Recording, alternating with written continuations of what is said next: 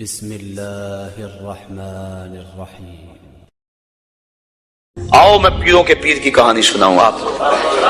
حضرت شیخ سعدی شیرازی فرماتے ہیں کہ ایک بندہ مطاف میں کنکروں کے اوپر پیشانی رکھ کے زاروں کے تار ہو رہا ہے اور کیا کہتا ہے، اللہ مجھے معاف کر دے، یہ تو قیامت کے دن اندھا اٹھانا، میں تیرا کیا تیرے بندوں کا سامنا بھی نہیں کر سکتا۔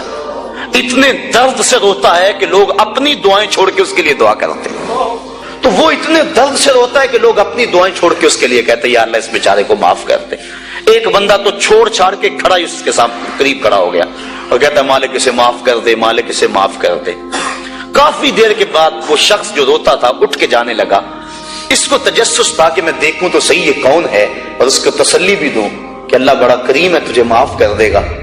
جب اس نے جھک کے جھانک کر دیکھنا چاہا تو چیخیں نکل گئیں، کیوں کہ فائزہ ہوا شیخ عبد القادر جیلانی، یہ زاروں کے تار رونے والا وقت کا غوث شیخ عبد القادر جیلانی۔ حضرت سری سختی رضی اللہ تعالیٰ عنہ نے جنید بغدادی کو بلایا۔ حضرت جنید بغدادی کہ وہ ماموں بھی لگتے ہیں رشتے میں اور پیر بھی لگتے ہیں۔ یہ پیر مرید کی کہانی سنا رہا، آج کا پیر تو گارنٹی دے رہا ہے نا، اللہ اکبر حضور تو حضرت ربیہ کو بھی جنت کی بشارت دیں اور ساتھ کہیں کثرت سجود سے میری مدد کرنا، اور پیر کہتا تجھے پرواہ نہیں ہے۔ آؤ اس پیر مرید کی کہانی سنا رہا ہوں۔ حضرت جنید بغدادی فرماتے ہیں میرے ماموں نے تنہائی میں مجھے بلایا اور مجھے وصیتیں کی۔ جب ایک وصیت کی تو میرے پاؤں تلے سے زمین نکل گئی۔ کہنے لگے بیٹا جب میں مر جاؤں تو میری قبر بغداد سے باہر بنانا۔ میں نے پوچھا حضور کیوں؟ فرمانے لگے میری بدعمالیوں کی وجہ سے کہیں بغداد کی مٹی میری لاش کو قبول کرنے سے انکار نہ کر دے اور میں لوگوں کے سامنے رسوا نہ ہو جاؤں۔ یہ ہیں وہ لوگ تتجافا جنوبہم عن المضاجع، جن کی کروٹیں بستروں سے الگ رہتی ہیں، اللہ کو خوف اور طمع میں پکارتے ہیں، لیکن زندگی کا ایک ایک لمحہ تقوی سے عبارت ہے۔ دنیا میں تکلیفیں سہی۔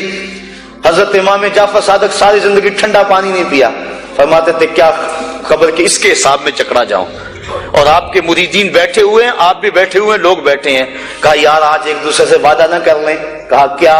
کہا ہم میں سے جو بھی جنت میں جائے وہ دوسروں کو ساتھ لے کے جائے۔ غلاموں نے کہا حضور ہم آپ سے وعدہ کریں، ہم تو آپ کے سہارے پہ بیٹھے ہوئے ہیں۔ کہا تم نہیں جانتے آخرت کے معاملے بڑے سخت ہیں، یہ امام جعفر صادق کہہ رہے ہیں، یہ ان کی زندگی ہے۔ تو ذرا دیکھیے یہ تقوی ہے، یہ خشیت ہے، اور ٹھنڈے پانی سے بھی گریز کر رہے ہیں۔ تین چیزوں کا حساب نہیں ہوگا قیامت کے دن، ضرورت کے وقت کھانا پینا، اور ستر عورت کے لیے کپڑا لباس، اور ضرورت کا مکان۔ ان تین چیزوں کا حساب نہیں ہوگا۔ اس کے علاوہ جو بھی نعمت اللہ نے دی ہے ثم لتسألن یومئذ عن النعیم، اللہ قرآن میں کہتا ہے ہر نعمت کے بارے میں پوچھا جائے گا۔ تو صاحبو جن لوگوں نے اس بات کا خیال رکھا کہ ہمارے رب نے ہمیں پوچھنا ہے اور ایک ایک بات کا ہم نے جواب دینا ہے، یہ بات درست ہے کہ اللہ اپنے فضل سے معاف کرے گا، لیکن سحری کے وقت اٹھ کے سسکیاں بھرنے والا اور رات شراب خانے میں گزارنے والا کیا قیامت کے دن ایک صف میں کھڑے کر دیے جائیں گے؟ یہ کیسے ہوگا؟ غریبوں کا خون چوسنے والا، بیواؤں اور یتیموں کا مال لوٹنے والا اور رات کی تنہائی میں ان کی مدد کرنے والا کیا ایک صف میں کھڑے کر دیے جائیں گے؟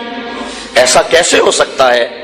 تو صاحبو تقوی ہے کہ انسان اپنی زندگی کے ایک ایک قدم کو بچا بچا کے رکھے کہ میں اللہ کی ناراضگی سے بچ جاؤں، اور دنیا کو اس نے مشکلات میں ڈال دیا۔ آج کہتے ہیں دین پہ عمل کرنا بڑا مشکل ہے۔ جو بندہ دین پہ عمل کرنا چاہتا ہے اللہ قرآن میں سورۃ الاعلیٰ میں فرماتا ہے مشکل نہیں، ہم اس کے لیے آسان بنا دیتے ہیں۔ چلو لوگوں کے لیے مشکل ہی صحیح، لیکن اس نے مشکل میں یہ زندگی کاٹ لی، اور دنیا ہے بھی، دنیا سجن المومن، مومن کے لیے ہے بھی قید خانہ، لیکن جب قید سے چھوٹا پھر کیا ہوا؟ اللہ کی رحمتیں بڑھ کے اس کا استقبال کر رہی ہیں۔ پھر گروہوں کے اندر وہ جنت میں جائیں گے اور فرشتے کہیں گے سلام ہو تمہیں کہ تم نے زندگی اچھے ڈھب سے گزاری ہے، اب جنت میں آ جاؤ، تم اس جنت سے کوئی نکالنے والا نہیں ہے۔ اور وہ کہیں گے اللہ تیری تعریفیں اور تیری خوبیاں، تو نے جو وعدہ کیا تھا آج واقعی تو نے سچا کر دکھایا ہے۔ اور پھر جنت میں ان کو گوناگون نعمتیں دی جائیں گی، اور جنت میں مائے معین ہوگا، حوض کوثر ہوگا، سلسبیل ہوگا۔ کبھی وہ حوروں سے جام پیئیں گے، کبھی وہ غلمانوں سے جام پیئیں گے، لذت تو بڑی ہوگی، لیکن ایک لذت کی کہانی اللہ نے قرآن میں سنائی، میں ایک وقت ایسا بھی پھر آئے گا وَسَقَاهُمْ رَبُّهُمْ شَرَابًا طَهُورًا، ان کا رب انہیں خود شراب طہور پلائے گا کہ تم نے میرے لیے چھوڑا، دنیا کی شراب تو نہیں پی لو، میرے دستے قدرت سے شراب پیو۔ تو وَسَقَاهُمْ رَبُّهُمْ، نہ حوروں کے ہاتھوں سے، نہ غلمانوں کے ہاتھوں سے، نہ کسی اور کے ہاتھوں سے، وَسَقَاهُمْ رَبُّهُمْ۔ پھر دنیا کی تکلیفیں یاد رہیں گی جب مالک شراب طہور پلا رہا ہوگا۔ تو یہ ہے زندگی، اپنی زندگی کو اس ڈھب سے گزاریں کہ آخرت کی زندگی بہتر ہو۔